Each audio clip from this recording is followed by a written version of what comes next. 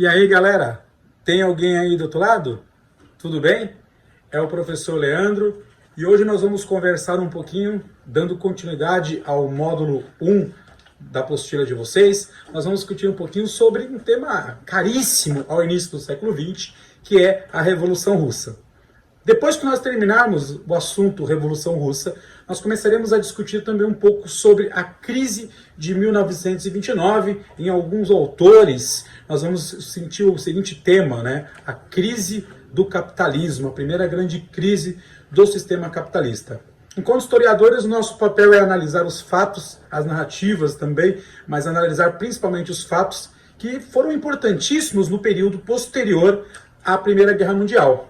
Em sala de aula, nós estudamos toda a contextualização, desde as causas, as etapas e depois também as consequências da Primeira Guerra Mundial. Acho que isso ficou muito claro para vocês.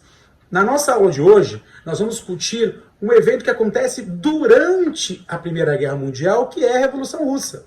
Ou seja, uma revolução que acontece no ano de 1917, portanto, no penúltimo ano da Primeira Guerra Mundial. A Guerra Mundial termina em 1918. E depois nós vamos discutir um evento que vai acontecer em 1929.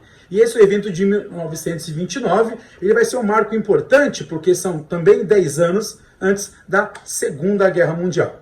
É fato que, entre os historiadores, há um entendimento que, independente de ideologia, ou seja, o conjunto de ideias que acaba regendo a própria cultura de uma sociedade, a Revolução Russa e a crise de 29, elas foram marcos. No caso, a Revolução Russa, inspirada nos valores marxistas, e no caso também, a crise de 29, entendida por muitos escritores de origem marxista como a maior crise do capitalismo e uma demonstração do enfraquecimento do capitalismo.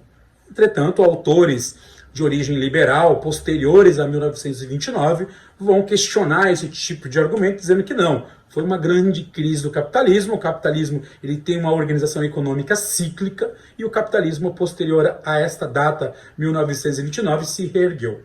Então, meus queridos, você que está com o seu material, você que está com a sua disposição, está agora na sua casa assistindo essa aula, é importante ter algumas questões na sua cabeça para facilitar o seu entendimento.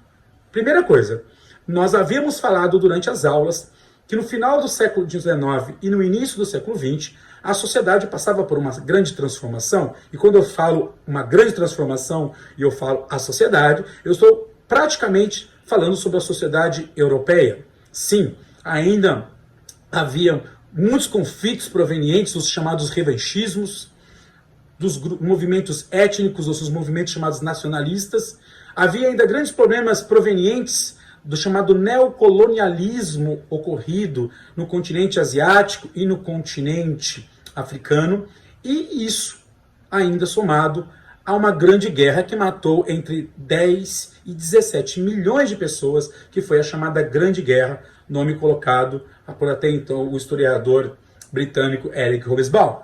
Então, meus queridos, quando nós falamos de Revolução Russa, a gente precisa entender um pouquinho de como era a Rússia nesse contexto. Porque quando a guerra acabou, era fato que os países europeus estavam preocupados em se reconstruir. Os Estados Unidos vão viver o auge da sua economia capitalista. E os russos, no período anterior à guerra, os russos, até então, o Império Russo, era um dos maiores impérios do mundo. Se nós olharmos aqui o nosso gráfico, nós vamos verificar que a Rússia ela tinha um território que ultrapassava 4.800 quilômetros.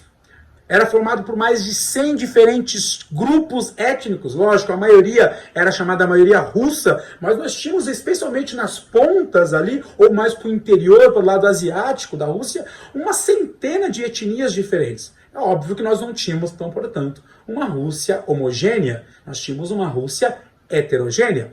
E é interessante também falar que aqui no final, bem no finalzinho do slide, nós temos ali uma frase que diz 93,4 milhões viviam na parte europeia. Ou seja, tinha uma população que na época chegava aos 128 milhões, 93 viviam basicamente na parte europeia, ou seja, num pequeno pedaço. Ou seja, a grande maioria da população russa, ou seja, o povo como um todo, viviam na parte asiática, viviam nessa parte distante. E nessa parte distante era onde ocorriam os maiores problemas. Mas problemas por quê, Leandro? Porque a Rússia era governada por um sistema monarquista absolutista que ficou conhecido pelos historiadores e pelos russos como chamadas monarquias czaristas ou as monarquias cazaristas. Ou seja, a Rússia era uma monarquia autoritária, uma monarquia absolutista governada por czares. É interessante também lembrar que entre esses czares existia uma família específica que era a família Romanov, que governava a Rússia há mais de 200 anos. Se nós pegarmos aqui os últimos czares russos, os últimos czares, o Alexander II, o Alexander III e depois o Nicolau II, o que vai governar até a queda da monarquia na Rússia em 1917, todos eles tinham em comum algumas características. Primeiro, um autoritarismo. E até, de certa maneira, um autoritarismo muito próximo dos governos que vão surgir posteriormente, dos governos fascistas, dos governos ligados à Alemanha nazista. Então, portanto, nós tínhamos uma Rússia com um governo muito autoritário, e esse governo chamado autocrático, centralizado apenas na figura do czar, portanto o czar pouco usava dos seus conselheiros, aquilo que os europeus chamavam de parlamento, era fato que existia então, portanto, alguns privilegiados. E esses privilegiados na Rússia eram uma parte de uma nobreza, sim, a velha nobreza feudal, a velha nobreza medieval, só que agora nós não estamos mais na Idade Média, nós estamos já na Idade Contemporânea e nós temos uma Rússia que ainda vivia sob uma égide política própria do sistema feudal, ou seja, eu tenho uma nobreza muito bem definida e uma maioria da população que chega aos seus 80% da população, formado por camponeses. Camponeses esses que vão viver a pobreza, a fome, o analfabetismo absurdo. A Rússia chegava às vésperas de entrar no século XX com um analfabetismo que chegava aos 90%. Nós tínhamos alguns privilegiados, como eu disse, uma nobreza, e esses proprietários de terra, grandes latifúndios, membros do exército, aqueles que eram fiéis ao czar, tinham alguns privilégios. Então é fato, meus amigos, que a gente precisa definir duas coisas para a gente falar um pouquinho da chamada Rússia pré-revolução. Primeiro, que a Rússia era um dos países mais atrasados do mundo. Segundo, que este atraso da Rússia trouxe para a Rússia uma grande desigualdade social. Então, quando nós olhamos o rostinho dos czares aqui, nós temos que lembrar que o czarismo foi, inclusive até hoje, os russos comentam isso, foi um dos momentos mais complexos da história política da Rússia, marcado pelo autoritarismo e pelas grandes desigualdades entre a nobreza e os camponeses. Mas, nossa, Leandro, falando assim, dá a impressão que nós estamos falando de Idade Média. Sim, inclusive, se nós pegarmos e fizermos aqui uma comparação entre o modelo europeu vigente, que era o modelo à saída do capitalismo industrial, e compararmos com o modelo da Rússia, a Rússia era extremamente atrasada. Fala, Leandro, mas eu me lembro que nas aulas da Primeira Guerra Mundial, a Rússia entrou ao lado dos aliados, a Rússia entrou junto com a França e com a Inglaterra para participar da guerra. Isso quer dizer que eles entraram, mas eles não tinham condições de participar da guerra? Não. Economicamente e estruturalmente, a Rússia estava muito atrasada. Tinha uma parte de um campesinato, ou seja, de camponeses, e eu tinha uma parte que era um pouco industrial, que era a parte europeia. Mas isso representava infinitamente uma minoria comparado à grande massa da população russa. Um outro ponto que a gente precisa lembrar é que, obviamente, numa sociedade de final do século XIX, a Europa passava, naquele momento, pelas influências dos chamados modelos socialistas. Quando eu falo socialismo, eu estou me referindo a modelos, porque nós tivemos o socialismo utópico, ou seja, os socialistas conectados à escola inglesa e à escola francesa, como Mark Owen, Saint-Simon, Fourier, que eram escritores, que eram críticos, que falavam mal da exploração capital, especialmente a exploração capitalista na Inglaterra, que já passava pela segunda fase da Revolução Industrial. Então esses autores, verificando as grandes desigualdades, especialmente as desigualdades na relação da luta de classes, escreveram obras que o Marx posteriormente, sim, meus amigos, este homem aqui que escreveu essa obra, o Capital, o Karl Marx, ele faz uma proposta um pouco diferente. Em 1848, ele escreve uma obra chamada Manifesto do Partido Comunista. Nesta obra, ele critica os chamados socialistas utópicos e propõe um novo modelo de socialismo, que era um modelo chamado científico. Mas, professor, o que seria um modelo científico? O modelo científico de socialismo seria um modelo no qual, evidenciando a luta de classe, era necessário que a classe proletária se projetasse como revolucionária. Portanto, que não apenas destruísse a forma ou o meio de produção, a maneira como a produção era feita, mas também que revolucionasse, mas que, portanto, que retirasse os patrões, fim da propriedade privada, uma revolução vinda do trabalhador, ou, pelo menos na cabeça do Marx, vinda do chamado proletariado. Essas ideias do final do século XIX, elas estavam sendo debatidas em todos os lugares. Na França, na Inglaterra, na Alemanha, e não seria diferente. Essas ideias também chegaram ao operariado russo. Uma das provas da evidência dessas ideias dentro da Rússia é a fundação no ano de 1898, exatamente bem no final do século XIX, do chamado Partido Operário Social Democrata Russo, o POSDR. Esse partido, quando fundado, ele foi inspirado no chamado programa marxista, portanto, no programa de revolução, no programa de revolução do proletariado especificamente. Então, portanto, tentava-se seguir ali uma linha chamada marxismo ortodoxo. É lógico que diante de uma proposta de uma revolução que derrubaria o czarismo, os czares colocaram-se contra o chamado Partido Pós-DR, o Partido Socialista Russo. Os seus líderes foram perseguidos, inclusive os seus primeiros líderes vão ter que ser exilados. É o caso do Leon Trotsky, do Vladimir Lenin, foram perseguidos e foram exilados. E, lógico, a partir do momento que eles são exilados, eles começam a tentar criar planos para tomar a Rússia. E é interessante que dentro do próprio partido pós-DR haviam dois grupos, ou chamados subgrupos. Na realidade, esses subgrupos eram divergências existentes dentro do Partido Social Democrata Russo. E esses dois grupos eram chamados de mencheviques e bolcheviques. Os mencheviques eram uma minoria dentro do partido, tanto que o nome menchevique significa minoria. Eles defendiam que era necessário mudar a política russa, vencer o czarismo, porém através de alianças políticas. Você já ouviu essa história em algum lugar? Governo que gosta de fazer aliança política. Então, voltando, eu tinha os mencheviques, que eram uma minoria, e eu tinha uma maioria que era um pouco mais radical. Eu digo radical não apenas no sentido físico, mas no sentido ideológico, que eram chamados bolcheviques. Eles defendiam uma revolução imediata. E o principal líder deste movimento bolchevique era um cara que inspirou e inspirado na leitura marxista, um cara chamado Lenin.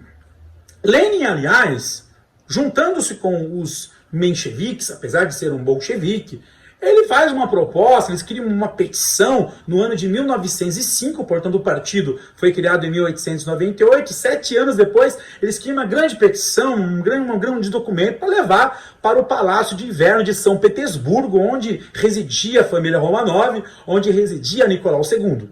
Para a surpresa dos revolucionários, eles foram recebidos ali no mês de janeiro de 1905, eles foram recebidos a bala, ou seja, foram reprimidos violentamente.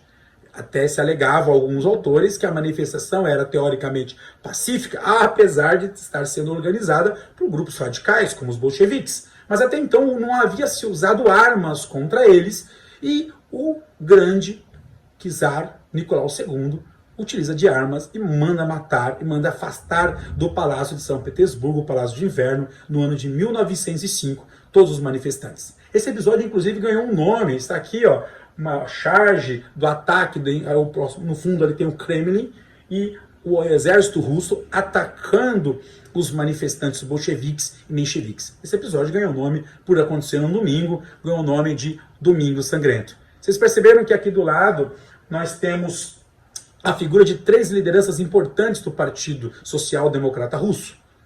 Viram a palavra democrata no meio aí? Lenin, esse homem careca, o líder intelectualmente falando, aquele que realmente leu as ideias marxistas. O Leon Trotsky, que é interessante, a ideia do Trotsky, ele era o líder do exército, que depois vai chamar o Exército Vermelho. O Trotsky depois não aceita muito os posicionamentos pós-revolução e ele acaba se exilando no México. E aqui nós temos o cara que vai governar durante muitos anos a chamada União Soviética no período pós-revolucionário, o Stalin. Tanto que o período no qual Stalin governou a Rússia vai ser chamado de stalinismo.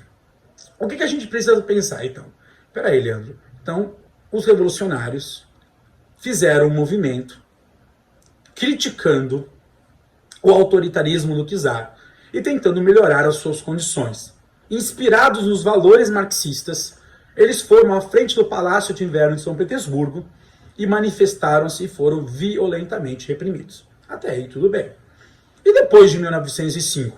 No período entre 1905 e 1917, o czar até chegou em algum momento a recuar, ele criou um organismo chamado Duma, ou seja, uma assembleia para consultar, seria hoje um parlamento, um congresso, um senado, como aqui no Brasil.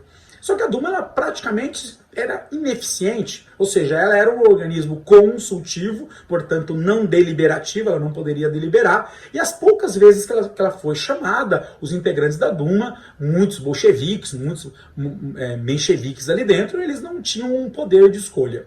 Por isso que no ano de 1917, o movimento vai ganhar força e vai ir às ruas. Os historiadores entendem que este movimento de 1917, ele pode ser dividido em 2 fases. Vale lembrar que os russos viviam um outro modelo de calendário, eles viviam o calendário juliano. Então, portanto, eles chamavam de Revolução de Fevereiro, que na realidade acontece entre os meses de março e novembro, e a Revolução Vermelha, que é a revolução que acontece em novembro, entretanto, chamada nos vestibulares de Revolução de Outubro.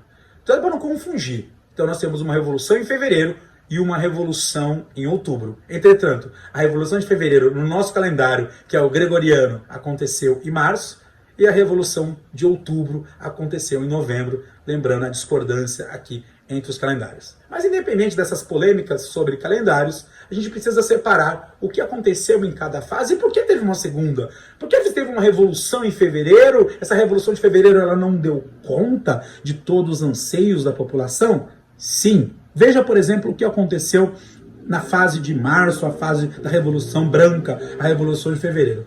Essa revolução, ela atendeu muito mais os interesses dos chamados mencheviques. Lembra dos mencheviques? Aqueles que negociavam, que queriam alianças políticas. Ou seja, ela não foi uma revolução bolchevique. Ela foi uma revolução que teve participação bolchevique, mas ela foi uma revolução muito mais do lado chamado menchevique. Não é à toa que os líderes escolhidos quando o czar foi retirado do poder, é interessante que o czar vai ser retirado do poder, em 1918, o ano seguinte, a família dele toda vai sofrer pena de morte, será assassinada, mas quando ele é tirado do poder, ele inclusive, na realidade, ele até chega a abandonar, ele abdica do trono, coloca um parente próximo ali durante a crise, vai para a ferrovia transiberiana e foge da Rússia, mas depois ele vai ser aprisionado, mas é fato que esse movimento, que é o movimento de fevereiro, ele tira o czar do poder.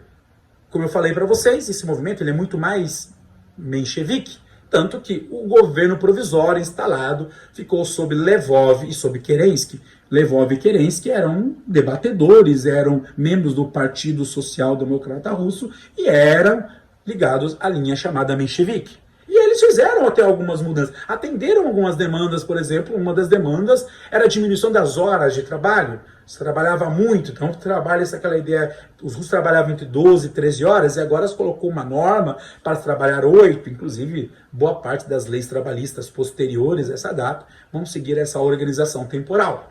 Ele acabou perdoando os chamados presos políticos, anistiou, né, presos políticos que tinham sido presos pelo czar Nicolau II. Garantiu algumas liberdades fundamentais, ou seja, deu algumas liberdades e manteve a Rússia na guerra. E esse foi um dos problemas do governo, além de, lógico, eles não conseguirem enfrentar a chamada grande desigualdade social, porque eles mantiveram um modelo análogo ao capitalismo. Ainda não era uma revolução de implantação do comunismo. É muito importante lembrar, a Revolução de Fevereiro ela não é uma revolução socialista bolchevique, ela é uma revolução que retira o czarismo do poder e garante algumas liberdades. Só que, por outro lado, permanece a Rússia na guerra.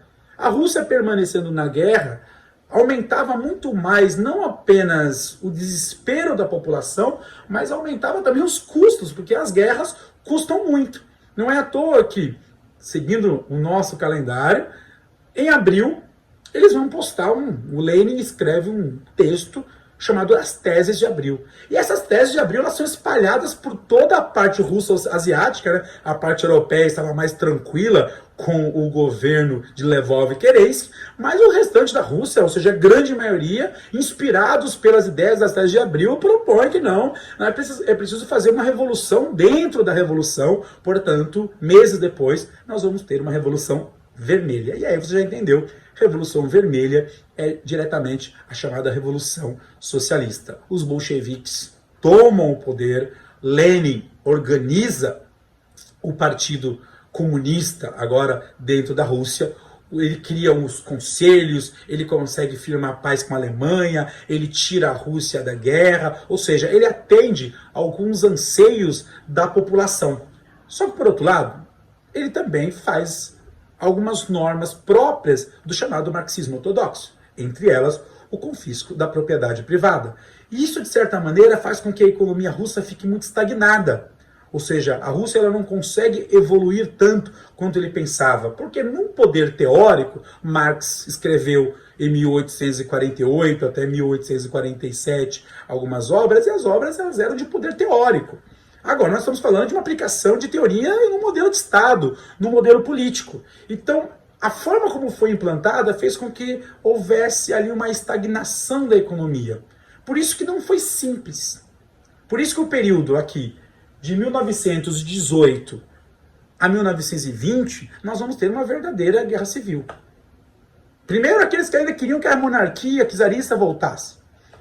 Tentavam montar ali chamada uma contra-revolução. Ou seja, isso aconteceu também na Revolução Francesa.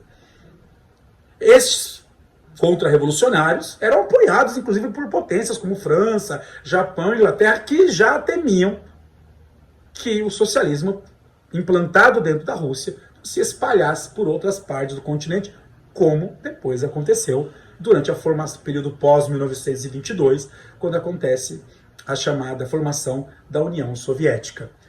Para garantir a sua proteção, Lenin atrai para ele a figura do Trotsky. O Trotsky era o grande líder do Exército Vermelho e o papel inicial do Exército Vermelho era proteger a Rússia de possíveis ataques, seja eles do Japão, da Inglaterra, da própria França. O Partido Comunista, nesse momento, vai se firmar como posição de governo e partido único, é importante lembrar, todos os outros partidos vão ser fechados, todas as outras ideologias vão ser fechadas, o Partido Comunista se torna um partido único e eles queriam uma proposta que agora era necessário criar um modelo socialista via ditadura do proletariado para que depois fosse implantado um modelo chamado comunista, ou seja, um modelo sem Estado, um modelo de autarquia, um modelo no qual haveria um gerenciamento por parte do proletariado dos seus bens. Dito isso, os países ocidentais, especialmente ali a França, a Inglaterra, que eram grandes potências nesse momento, falaram, olha, tem uma preocupação.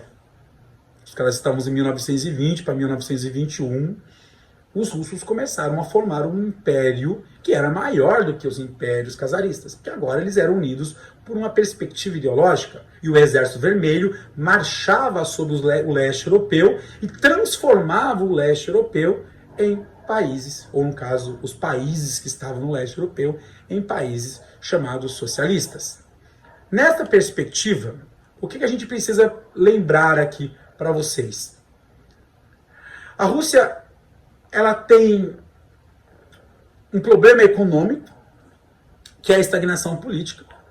E o Lenin, de uma forma muito inteligente, o Lenin, de fato, era uma pessoa muito inteligente, e falou, olha, é necessário criar uma nova política econômica.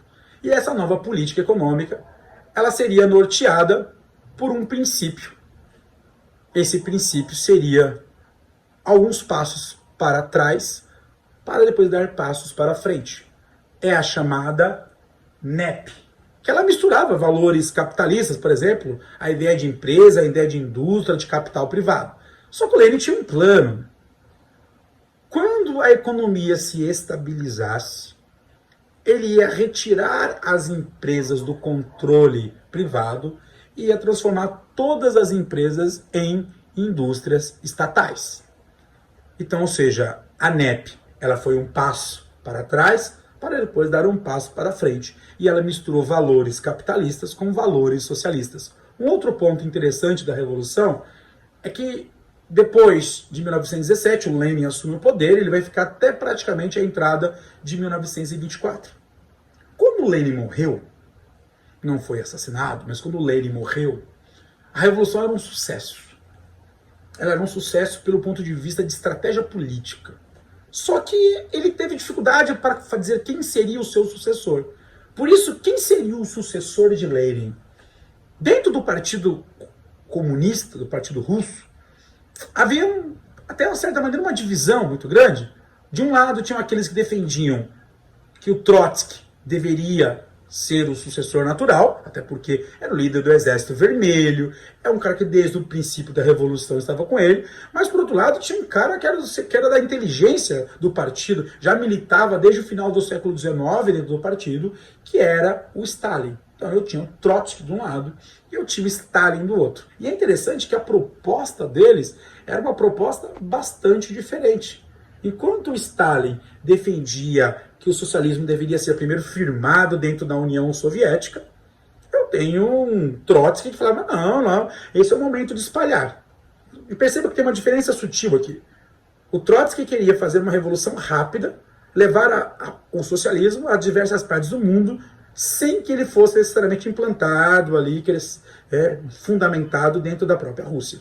O Stalin fala que não, ele fala, não, primeiro a gente precisa fazer isso dentro da Rússia, consolidar, depois criarmos uma união de repúblicas que sejam socialistas e que a gente consiga criar um bloco econômico ideologicamente parecido. Lógico, quem vence essas eleições, quem vence essa disputa, que na realidade não são eleições, essa disputa pelo governo na Rússia, é o Stalin, Joseph Stalin. E ele vai governar de 1927, efetivamente ele assume em 24, mas efetivamente ele vai ficar de 27 até 1953. Ou seja, ele vai governar durante muito tempo. E esse período vai ser chamado de stalinismo, ou governo de Stalin. Ele é marcado, esse governo, pelo fim da NEP, primeiro aquele governo que tecnicamente era já provisório, que é o governo, a política econômica, política econômica que valorizava as ideias socialistas e capitalistas, ou seja, bane a ideia do chamado capitalismo dentro da Rússia, ou seja, agora é socialista. Ele cria uma série de impostos que serão cobrados, firmados dentro dessa sociedade. Depois, ele vai devolver à Rússia uma perspectiva ao proletariado, ou seja, ao Estado russo, uma indústria de bens pesados, de bens duráveis, inclusive a indústria bélica, que vai ser muito forte. Ele vai usar a sua grande posição, porque ele já tinha sido secretário-geral, né? Ele foi secretário-geral do Partido Comunista antes de se tornar o grande líder da Rússia, para conseguir derrubar alguns componentes. Isso é interessante, né? Porque quando ele ganha a eleição do Stalin, ele fala, não, os caras devem ser muito amigos. Nada. Quando o Stalin, perdão, vence as eleições, o Trotsky é praticamente obrigado a se exilar. E ele vai ser perseguido o tempo inteiro. Inclusive ele vai ao México, vai ter até uma relação interessante com a Frida Kahlo, e depois ele vai ser assassinado. Ou seja, o Stalin não era conhecido por fazer boas alianças, nem mesmo dentro do partido russo. Ele conquistou popularidade, sim, ele era uma pessoa muito popular, como diz aqui o nosso enunciado, mas foi um cara que criou uma perspectiva, por isso que é chamado stalinista, de um socialismo extremamente radical, marcado inclusive pela existência de campos de concentração, parte da população russa passando fome, os países que não aceitavam a entrada do Exército Vermelho eram isolados e depois acabavam morrendo de fome, ou seja, como diz o William Vac, né, um jornalista da Rede Globo, aonde o Exército Vermelho pisou, sangue, fome e socialismo. Isso não significa que, ideologicamente, o socialismo seja condenável. Sim, as ideias socialistas elas precisam ser lidas dentro de uma perspectiva histórica do final do século XIX. Entretanto, é fato histórico que o stalinismo foi extremamente radical. Talvez tão radical quanto o nazismo fora na Alemanha e o fascismo fora na Itália. E um segundo ponto que a gente precisa discutir ainda dentro dessa perspectiva do módulo 2, imperialismos, grande guerra, revoluções e crise de 29, é justamente a crise de 29. Historiograficamente falando, ela não é tão complexa de se entender. Óbvio que dentro do aspecto econômico há um grande debate ainda até hoje presente entre aqueles que são defensores da ideologia liberal, entre os críticos do liberalismo, especialmente uma escola chamada escola keynesiana, mas esse debate não nos compete enquanto estudantes, enquanto historiador para este momento específico. Né? De repente um curso posterior aí sobre liberalismo e keynesianismo seria necessário até para ajudar um pouquinho as pessoas a entenderem que o mundo não se divide entre liberais e marxistas. Mas é uma outra história. É fato, senhores, que no período posterior à Primeira Guerra Mundial, especialmente os primeiros 10 anos, a economia dos Estados Unidos ela era exemplar no aspecto de abundância. Vivia-se um momento chamado American Way of Life, ou seja, o estilo de vida americano, marcado justamente pela abundância, pela riqueza, pelos juros baixos, geladeiras cheias, barrigas enormes. Era o momento que os americanos se desenvolveram economicamente e são colocados aqui como já uma superpotência. Tanto que a palavra superpotência ela já estava sendo cunhada, especialmente dentro das universidades de linha econômica liberal. Entretanto, no auge da sua economia, os americanos sofreram um grande abalo. E esse grande abalo ocorreu no ano de 1929. Essa crise foi chamada de crise de superprodução. Para vocês entenderem o que é uma crise de superprodução, significa que o país, confiante de vender todos os seus produtos, ele produz muito mais do que o necessário. Ou seja, ele produz para venda, mas ele produz 3, 4 vezes. O problema é que a Europa passa por uma reconstrução, as indústrias europeias voltam a produzir e vão consumir menos os produtos norte-americanos. Resultado disso, um monte de produtos encalhados. Esse encalhamento, só para a gente entender em termos de números, esse encalhamento da economia, essa estagnação na economia americana, fez com que o PIB dos Estados Unidos em 1929 caísse o equivalente, no caso em 3 anos, né, 29, 30 e 31, caísse o equivalente a 35% somados. Né, o autor do texto fala em 25%, mas a gente somar todos os anos dá 35% de queda. Então, a economia americana passa por um momento de colapso. A renda das pessoas, lógico, quando a economia vai mal, consequentemente o desemprego, o desespero, a fome, começam a bater a porta dos Estados Unidos. Olha a contradição. Nós estamos falando de 3 anos do auge econômico do American Way of Life para 3 anos depois.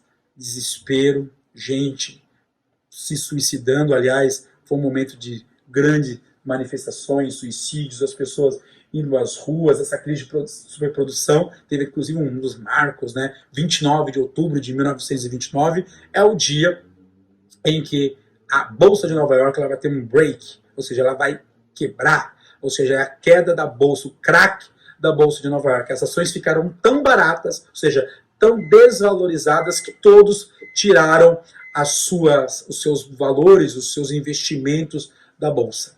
É fato que isso vai gerar, essa quinta-feira, né, de 29 de outubro, ela vai gerar uma grande situação ou uma grande sensação de instabilidade nos Estados Unidos. Essa solução, melhor dizendo, essa solução que foi criada pelos americanos veio de um inglês, aliás, uma inspiração inglesa. Quem seguiu essa inspiração de John Keynes foi o presidente até então recém-eleito, né, o presidente Roosevelt. Quando ele coloca no poder, ou melhor dizendo, traz as ideias keynesianas para serem aplicadas, ele consegue, num período curto, de 1933 até 1935, ele consegue organizar uma das maiores crises econômicas dos Estados Unidos. Então, graças ao keynesianismo, graças a essa proposta keynesiana, chamada New Deal, ou seja, um novo acordo, a economia norte-americana volta a crescer. Você fala, Leandro, mas o que eles fizeram? O que é um New Deal? Eu sei que a palavra significa novo acordo, mas quais são as características desse pensamento keynesiano? Quais são as características do New Deal? Nós separamos algumas aqui no texto para vocês. Entre as características do New Deal, nós temos o controle do governo, ou seja, um controle governamental, ou seja, uma ideia bastante antiliberal, para a gente ver como o keynesianismo é um pouco oposição à ideia do liberalismo que defende a não intervenção do Estado, até tem uma charge aqui que a gente brinca, né? Basta de intervenção do Estado na economia, basta a intervenção do Estado na economia, é um trocadilho aqui, né? Basta de e basta a, ou seja, os keynesianos defendendo a ideia de que o Estado deve se intervir, especialmente em momentos de crise na economia, concessão de empréstimos abundantes a propriedades agrícolas a juros baixíssimos, ou seja, para recuperar o setor agrícola muito forte na economia americana, realização de grandes obras, programas de obras públicas, construções, ou seja, que no caso apenas eu vou melhorar a cidade, mas também vou gerar emprego, e o último ali, né, uma criação de um seguro-desemprego e uma recuperação da indústria norte-americana. Ou seja, o keynesianismo num período curto, né, a gente fala assim, economicamente entre 33 e 35, mas nós falamos até 37, historicamente falando, há uma grande recuperação da economia americana. Esse período vai ser chamado de New Deal. Tá bom? Queria agradecer a presença de todos vocês nessa videoaula. Espero que vocês consigam depois fazer as atividades da apostila, as atividades que estão já pré-organizadas para vocês. Tenham todos um bom descanso e muito sucesso. Tchau, tchau.